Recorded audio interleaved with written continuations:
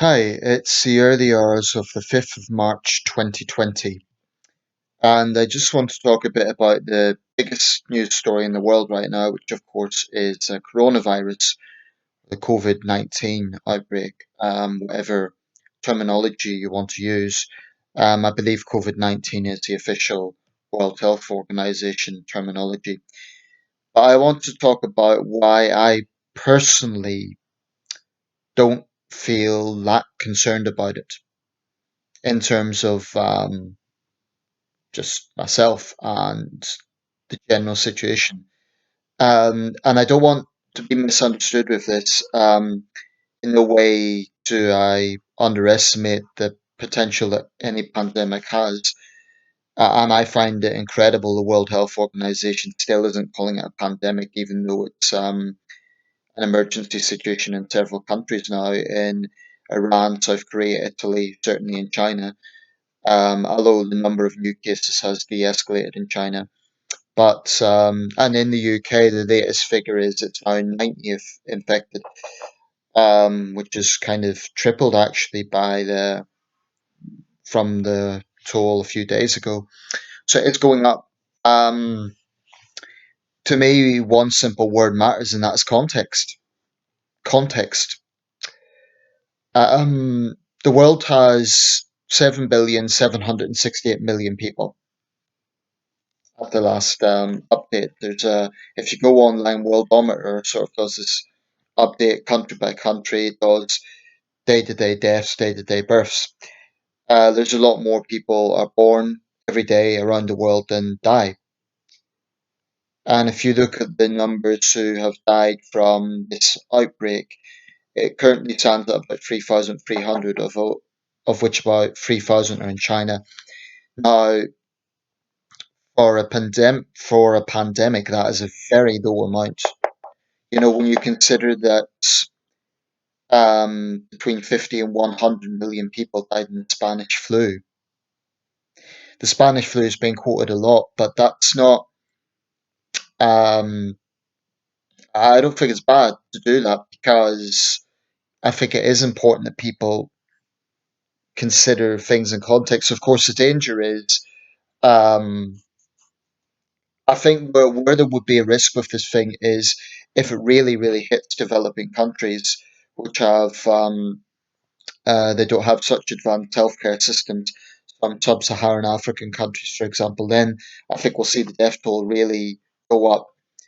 Um, but I live in a developed country with a developed healthcare system.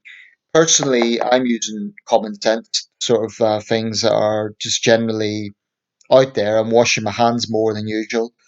I mean, I always wash my hands whenever I've eaten, but at least most of the time, if I'm being brutally honest. But I'm doing that more often. I just taking common sense measures. If I sneeze, I, cover my nose and so on. I would do that anyway if I'm in public, but I really am not that worried. Um, I mean, I don't mean to sound insensitive to anyone who has this.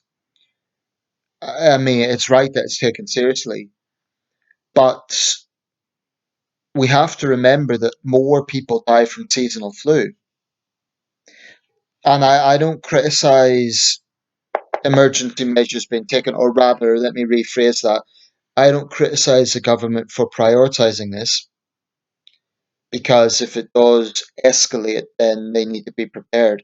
Um, I don't have strong views on the government handling of this. I think they've probably done what's necessary. I wouldn't say they've handled it in a disastrous way. Some people are saying that. I don't necessarily think that's the case. I think they could maybe have handled the Diamond Princess situation a bit better, perhaps provided more clarity to the passengers. I don't know. Perhaps have got the passengers out on a chartered flight just for people from that cruise liner. As I understand, they've all come back to the UK now. But 90 cases. We have a population of close to 68 million people. Do the math. That's like a street. So from that point of view, I mean, put it this way: if it suddenly jumped up to several thousand tomorrow, Okay, I'll be a little bit more concerned. But here's the thing, even people who are getting the virus, it's a very high recovery rate.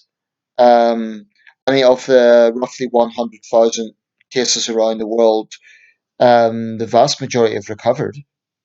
So it's not that I don't think this should be taken seriously, but I do wonder is it perhaps a bit overblown. I mean, more people died from Ebola, more people died from the H5N1 outbreak in 2009, and certainly compared to the Spanish flu, or even to use a more recent example, the 1968 Hong Kong flu, I believe 1 million people died in that. Another 1 million people died in the Asian flu of 1957. So compared to those pandemics, this is very low. Or even if we look at something annual, not just seasonal flu, but malaria, HIV, tuberculosis, diarrhea, those are real killers. Road accidents, even. I mean, even in China, I believe it's about 50,000 people die in road accidents every year. So I'm not for a second trivializing this. It's right that governments take it seriously. And I can understand the controversy surrounding, for example, in South Korea, that cult, the Christian offshoot that deliberately avoided quarantine, and as a result, the infection spread. I know a guy that went out there to teach, so I don't know if he'll be in quarantine or not. Um, but I do think it's possible that there's more fear than there is danger. I think people should just use common sense if they think they have the virus. I mean, certainly if I feel that I've come down with it, I'll take the medical advice. I'll be concerned, obviously. I mean, I can't know how I would feel in that sort of situation. I imagine actually the loneliness that would come from something like that would be just as trying a thing as the actual health side of it, because the recovery rate's very high. So I think it's more the sort of sacrifices and the social side of things.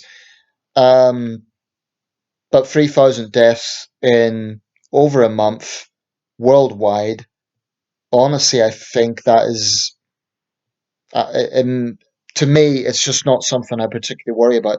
So, open question: are you worried? Where do you come from? Do you feel your country has been prepared for this? Do you feel your country is handling this well? Boris Johnson made a press conference with his advisors the other day, his medical advisors. There was a question about would he still shake the hands of world leaders, and if not, how would that prevent a sort of diplomatic incident? As in, would it be misconstrued as disrespectful? Johnson said he's continuing to shake hands of dignitaries. Um, I'm not going to say I'm totally blasé about it. I'm not. I don't want to imply that I'm totally ultra uber relaxed. Of course, I'm a little concerned. It is a pandemic, but I just think compared to the Spanish influenza. To me, for example, there isn't, yes, it's going up. Yes, the number of worldwide cases are going up. And it's certainly, I can't understand why the WHO isn't calling it a pandemic. It clearly is. But as for the conspiracy theories, I would take those with a pinch of salt. Whilst I certainly don't trust the Chinese government, I don't really believe that it's a biological weapon and some of the other conspiracy theories that are out there. But basically, I'm just trying to take a common sense approach to this. I've got a healthy degree of concern, but I'm not unduly worried. Although I would be interested to know any viewers from Iran, from Italy, from South Korea, from China. What do you think? Do you think your government handled it well? I do think in the early stages of this, there was definitely some degree of cover up by the Chinese government. Their silencing of Dr. Li Wenliang cannot be understated as point of critique.